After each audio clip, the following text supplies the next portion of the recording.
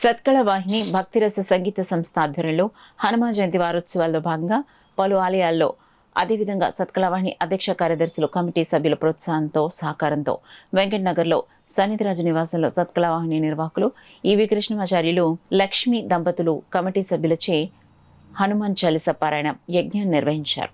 అనంతరం హనుమాన్ చిత్రపటములకు బహుకరించారు.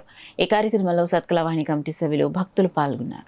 ఈ కార్యక్రమంలో ఎంతో దూరాల నుంచి వచ్చి ఈ కార్యక్రమంలో పాల్గొంటున్నారు.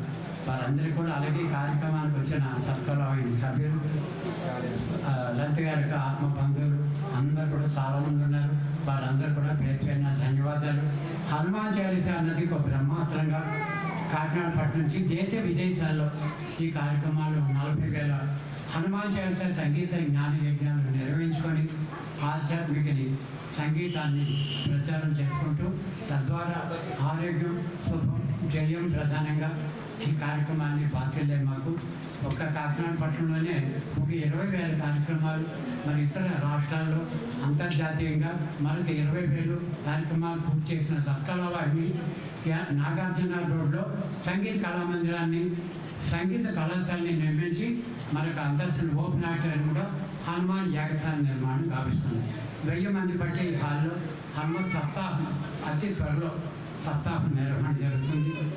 మరి ఎందుకు ఈ కార్యక్రమాలు మనం చేసుకుంటామంటే మన ఆరోగ్యం అనేది అందరికీ కావాలి. అది ఒక ఆంజనేయ స్వామి మీద నెరవేర్చడం మనకి తెలుసు.